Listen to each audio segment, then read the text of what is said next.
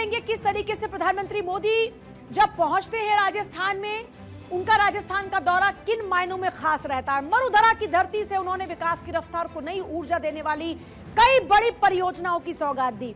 बुनियादी ढांचे से जुड़े अनेक विकास कार्यों का लोकार्पण और शिलान्यास किया।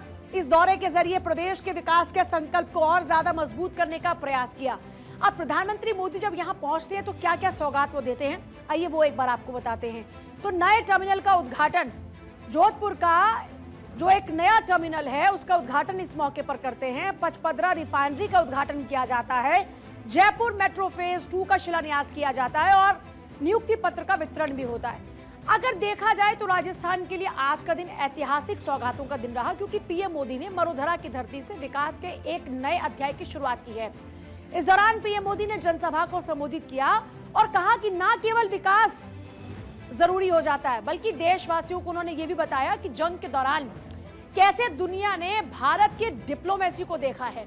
अब बात क्योंकि हम कर रहे हैं जंग की आग की, तो जब पूरी दुनिया जंग की आग में झुलस रही थी उस दौरान में कैसे ऊर्जा मार्ग हॉर्मुज़ स्ट्रेट बंद हो जाने के बावजूद दुनिया की निगाह तेल गैस की सप्लाई पर टिकी थी। भारत की आधे से ज्यादा ऊर्जा जरूरतें इसी रास्ते से पूरी होती रही।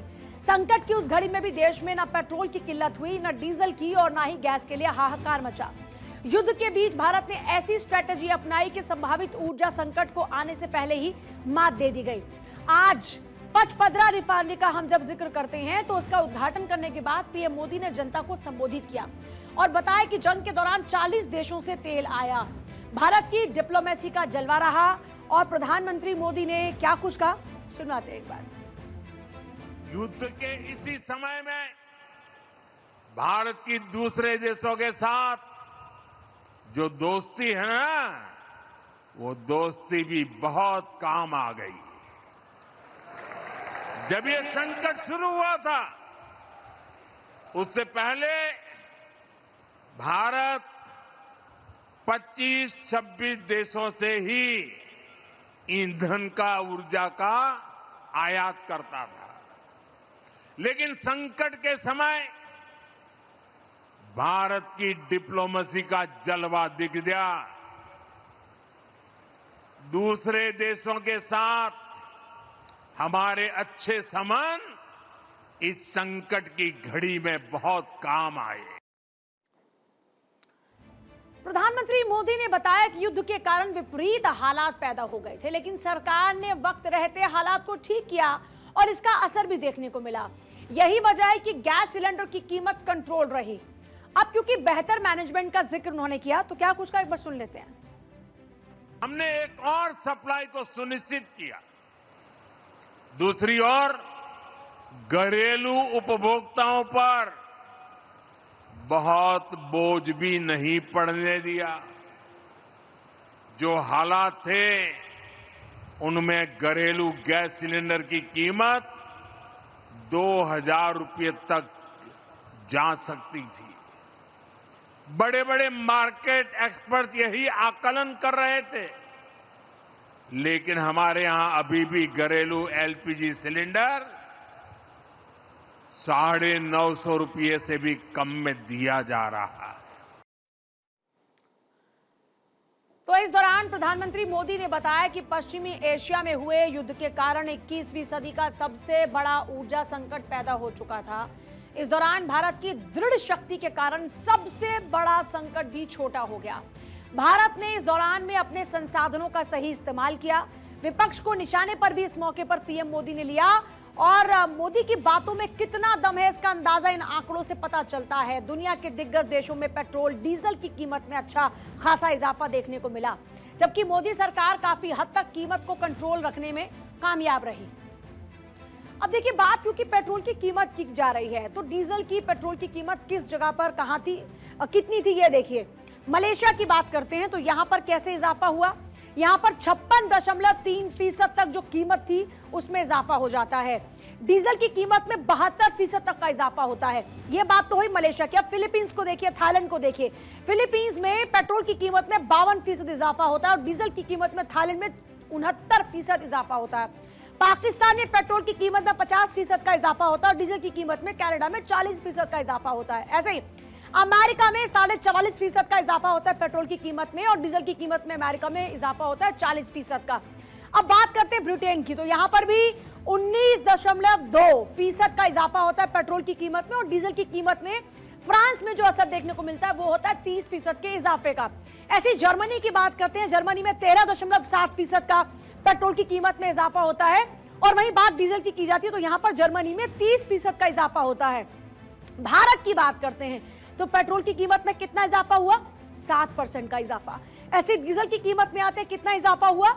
8% का इजाफा। तो पूरी दुनिया में जब हाहाकार था तब भी भारत में कंट्रोल थी सिचुएशन। और ये सब कुछ कैसे हुआ?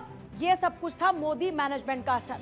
जब दुनिया के दिग्गज देश तेल की कीमतों में इजाफा करने को मजबूर रहे तब भारत एनर्जी की कीमत को कंट्रोल करने में सफल रहा, और इसके पीछे रही मोदी सरकार की प्लानिंग।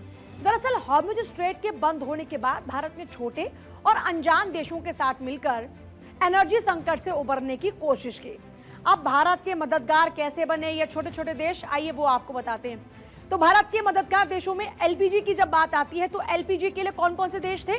नाइजीरिया, अल्जीरिया, घाना, कांगो, अंगोला, जिनका नाम भी आपने बहुत कम सुना होगा। फिर एलएनजी की बात आती है, कैमरून, इक्वेटोरियल गिनी और मोजाम्बिक।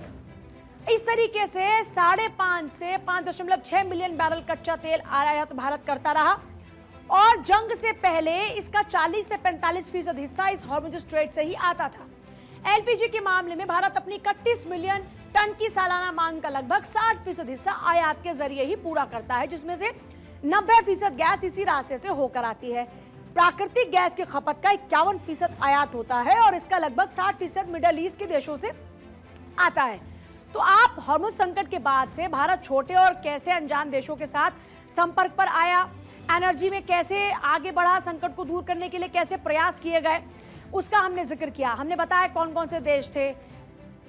नाइजीरिया, अल्जीरिया, घाना, कांगो, अंगोला से संपर्क में भारत रहा। एलएनजी के लिए कैमरून और इक्वेटोरियल गिनी और मोजाम्बिक जैसे देशों से संपर्क किया। इसके अलावा भारत ने रूस से काफी मात्रा में तेल खरीदा। कैपलर के आंकड़ों के मुताबिक जून में रूस से भारत का कच्चा तेल आयात जो था वो बढ़कर 26 लाख बैरल प्रतिदिन हो चुका था। इसका मतलब यह है कि जून में जो भारत ने दुनिया भर से कच्चा तेल खरीदा उसमें से आधे से ज्यादा अकेले रूस से ही आया था।